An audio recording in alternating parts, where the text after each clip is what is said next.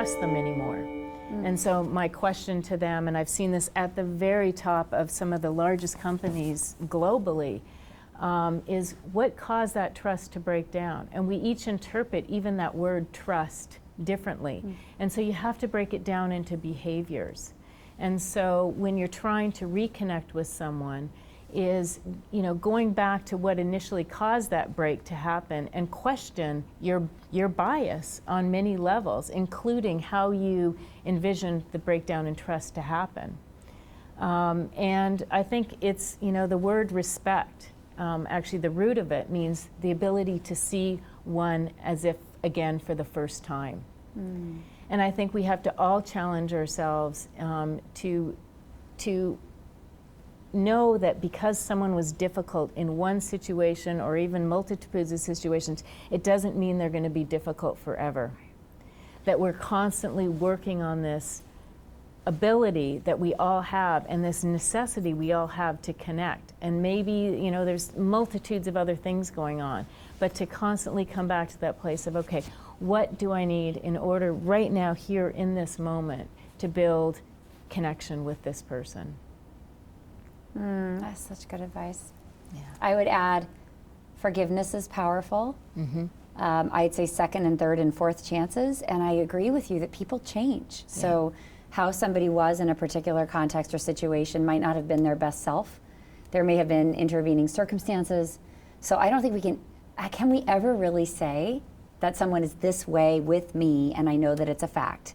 No. I've really learned that, you know, there's no door that's ever really closed. And unless I think it is, and sometimes I'm wrong, many times I'm wrong about that. So I do really challenge myself to look at every situation and person anew as often as I can. And sometimes that includes forgiveness. It includes the acknowledgement that maybe your opinion about what happened is a subjective one. Exactly. And may not be a reality. I think and it comes back to always, you know, the more certain we are, the more stuck we will remain. So if I am certain a person is a certain way, shows up a certain thing, that creates this, you know, it creates certainty. So again, it's shifting from certainty to discovery. And I'm not saying this is easy, it's difficult. I've been in some of the literally toughest conversations with people where someone is so close, what we literally would say is absolutely closed-minded, like it doesn't matter what I say or do, they are of that opinion, they are so certain. In that moment, you do need to ask yourself, how do I want to leave this conversation? I know I have enough self-respect and respect for the work of diversity and inclusion that I want to leave this person with, I hear where you are coming from, and I hope one day you'll be able to listen to where I'm coming from.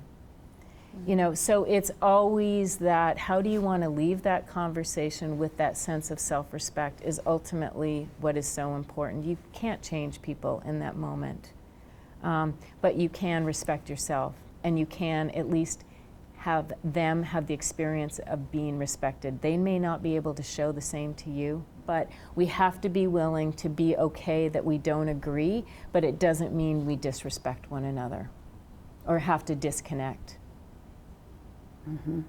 Because until we can bridge and find these places where we can connect, where our differences lie, will eventually, hopefully, be the places we can bridge. Not right out the door. You know, we may have to connect on other things first.